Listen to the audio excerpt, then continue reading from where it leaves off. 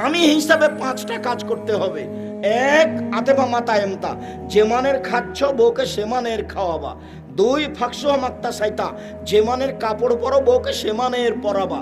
3, অলা তুকাব্বে, বউকে কখনো কটু কথা বলবা না, বউকে মারতে হবে না, বউকে গালি দিতে হবে না, বউকে নিন্দা করতে হবে না। ভুলেও কখনো বলবেন না যে তোমার ঠোঁটটা মোটা। একবার যদি ঠোঁট মোটা বলেন 10 বছর ভালোবাসবে না। ভুলেও কখন বলবেন না যে তোমার রংটা কালো, এগুলো হলো দোষ। কটু কথা বলবেন না কখনো। দিন রাত খালি বলবেন তোমার মতো কোনো মেয়ে দেখি না, প্রশংসা করেন, সারা রাত পাটি বেঁধে।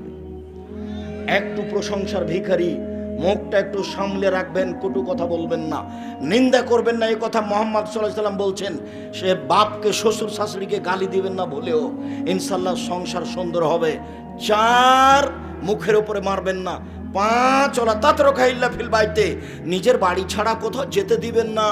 আপনার স্ত্রী চাচির বাড়ি যেতে পাবে না, খালার বাড়ি যেতে পাবে না, মায়ের বাড়ি যেতে পাবে না, জরুরি কারণ ছাড়া আপনার বাড়ি ত্যাগ করতে পাবে না। যদি চায়ও কোনো কারণবশত আপনার শ্বশুর বাড়ি, তাহলে আপনাকে সাথে যেতে হবে। ভুলেও কখনো বিবাহের বাড়িতে যেতে দিবেন না। বিবাহের বাড়িতে বউ গেলে স্বামীর সংখ্যা বেশি হয়ে যায়।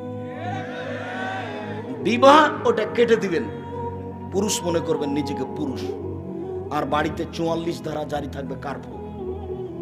এবারে কঠোর থাকবেন স্ত্রী এবং ছেলে মেয়ের উপরে, নরম হবেন না কখনো, নইলে তাহাজ্জুদ পড়ে টিকতে পারবেন না, ছেলে মেয়ের জন্য জাহান্নামে যেতে হবে। রিক্সাওয়ালা বলছে যে তাড়াতাড়ি বাড়ি চলে যাবো, 7টা বেজে গেল, সন্ধ্যা 7টা। কেন গো? বলে ফখরুদ্দিনের যুগ। রাজশাহী মেডিকেলে একটা কলার ছাল পড়ে নেই, মানুষই নাই তো কলার ছাল কোথায়? একটা লোক দেশের উপরে এভাবে ক্ষমতা প্রয়োগ করে, আর বাড়িতে একটা বউ আছে আর 3টা ছেলে আছে, তাই ক্ষমতা প্রয়োগ করতে পারেন না? কাপুরুষ নাকি? কাপুরুষ নাকি? একবারে 24 ঘন্টা 44 ধারা জারি থাকবে বাড়িতে, তার নাম আপনি বাপ। আপনার কারণে পরিবেশ এরকম হয়ে আছে। আপনি বলেন ওই যে মেয়েটা ফ্যাশন বোরকা পরে আছে, ওর জন্য আমি দায়ী না আপনি দায়ী? জন্ম দিয়েছেন আপনি আর আমি দায়ী মানে? জি না। জন্ম দিলেন আপনি আর আমি দায়ী মানে? আমার মেয়ে তো এভাবে পড়ে নেই। জি না। ভুল হিসাব, আপনার কারণে এটা ঘটেছে। আর আপনার স্ত্রী ওর ছোট ভাইয়ের সাথে এসেছে, আপনার ছোট ভাইয়ের সাথে এসেছে, আপনার কারণে এসেছে। আপনি কাপুরুষ, আপনার ভিতরে কোনো পুরুষত্ব বলে কোনো জিনিসই নাই, আপনার গায়ে একটুকু রক্ত নাই, সব বুঝ।